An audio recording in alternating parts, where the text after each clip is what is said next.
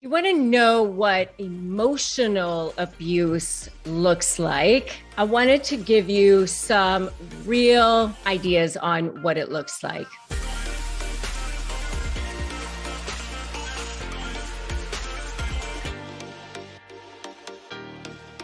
Hey there, I'm Rebecca Zung, and I am an attorney. I'm also a narcissist negotiation expert. And on this channel and in these videos, I give you real powerful tips and resources on how to actually take back control with narcissists. I've helped millions of people go from lives of drama, trauma, and chaos to lives of freedom, possibility, and purpose. And I want to do the same thing for you. So make sure that you subscribe to this channel and hit that notification bell so that you can make sure to grab life by the reins and break free from narcissists too. Okay, so I want to get real.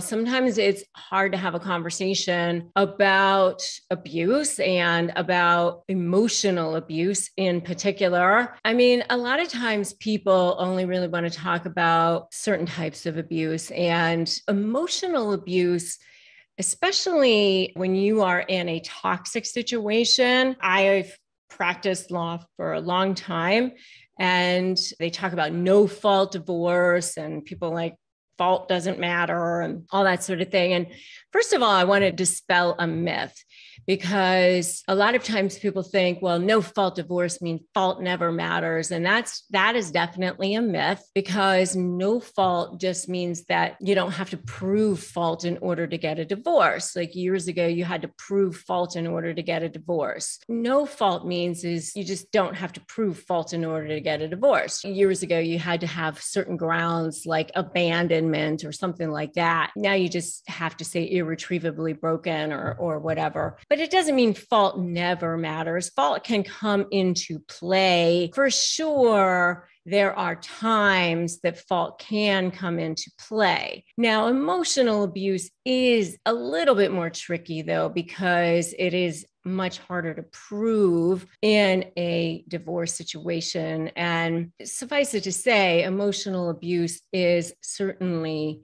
abuse for sure. And there are times that you can weave it into a case, especially if you can look at it in terms of a custody statute or something like that. We will make sure that we put the domestic violence hotline below for any of you guys. I want to make sure that all of you guys have access to that number, and please make sure you take advantage of using it if you think that you are in an abusive situation, okay? So what the domestic violence hotline says is, maybe in an emotionally or verbally abusive relationship, if your partner attempts to exert control by, number one, calling you names, insulting you, or constantly criticizing you. So that is emotional abuse, number one. Number two is acting jealous, possessive, or refusing to trust you. So that is another way that you can be considered to be in a emotionally or verbally abusive relationship.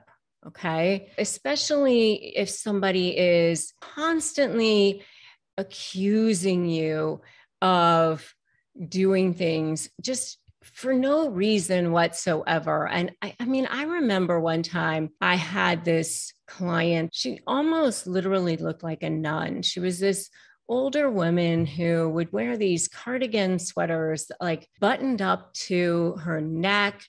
And she had this short gray hair, and she would not wear any makeup. And her husband was this Middle Eastern physician who had been very, very successful. But she was so sweet and prim and proper. Literally, if she just, spoke to another male, because the other male would say hello to her in an elevator or something, he would accuse her of having an affair with this other male. I mean, he was so paranoid and so ridiculously, insanely jealous. That was so emotionally abusive. So acting jealous like that in a way that's just not rational can be very, very emotionally abusive to you. Okay. The next one is isolating you from family or friends or other people in your life. You're not allowed to make phone calls at a certain time, or you're not allowed to go see people at a certain time. I remember knowing somebody one time where the husband would actually take note of how many miles were on the car and wouldn't let her drive. That's so emotionally abusive. That's the next one. The next one is monitoring your activities with or without your knowledge, including demanding to know where you go, who are you in contact with, how you spend your time, constantly monitoring you, putting a GPS on your car, things like that. Why do they need to do that? Constantly controlling you, knowing where you are. The next one, attempting to control what you wear, including clothes, makeup, or hairstyles. I remember having a client one time where she had been married to a malignant narcissist, and she talked about when they finally got back together, she had left him. And then when she got back together with him and she thought he had changed, and they were going to therapy, and they were getting ready to go to dinner one night. And under her breath, he said something about, lipstick. Made a comment about the fact that she was wearing lipstick.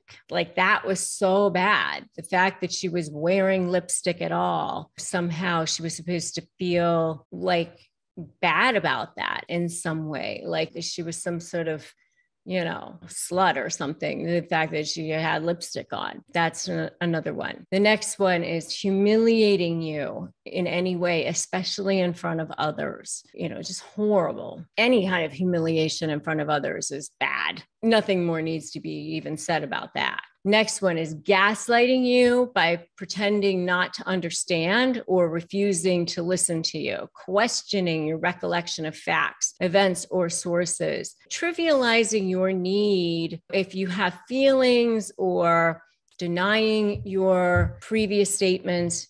Anytime somebody says, if you feel like you have needs and you're saying, this is the way you feel, and they say, that's not the way you feel, or if they're saying, oh, that's ridiculous, or that's not what you're seeing, or anytime somebody is making you feel like you're crazy, that's gaslighting. Refusing to listen to you, that's gaslighting. Making jokes about you that are hurtful, and then saying that you can't take a joke, your butt is fat or whatever. Oh, you can't take a joke. Those kinds of things are hurtful. You see a text message exchange between your significant other and somebody of the opposite sex, and it looks suggestive, and you ask them about it, and they say, oh, you're reading too much into it. You're probably not. That sort of thing. So that's gaslighting. Next one is threatening you, your children, your family, or your pets with or without weapons. Any kind of threatening. If you do this, this is going to happen. You better stop it. Where you feel in fear, you're worried for your safety, you're worried that something's going to happen. Never okay. Absolutely never okay. Damaging your belongings, including throwing objects, punching walls, kicking doors. Never okay. If your property gets destroyed, things get broken, that's just absolutely never okay. Blaming you for abusive behavior, again, never okay. I go back to a Maya Angelou quote, which was always so perfect. When people show you who they are, believe them the first time. Okay. And then when they try to say they're sorry, it's like that narcissist faux apology. It's probably a bunch of crap. And I have a whole video on what narcissists really mean when they say they're sorry. And you can definitely check that out. Probably sorry, not sorry. Don't believe them. Stand in your power. And, you can put that in the comments. I stand in my power. Put that in the comments right now. I stand in my power. Okay. Next one is accusing you of cheating or cheating themselves and blaming you for their actions. That projection and deflection or lying and denying, always narc moves. All right. Or cheating to intentionally hurt you and then threatening to cheat again to suggest they're better than you. They're always going after better forms of supply.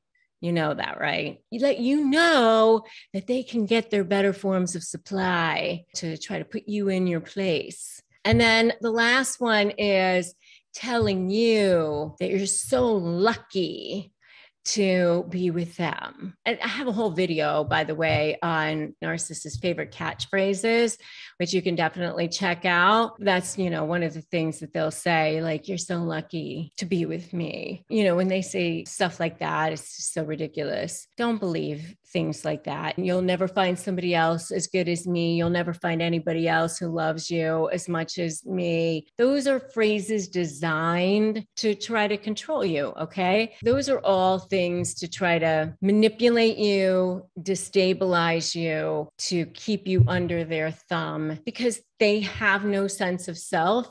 And so they're trying to keep you in their power.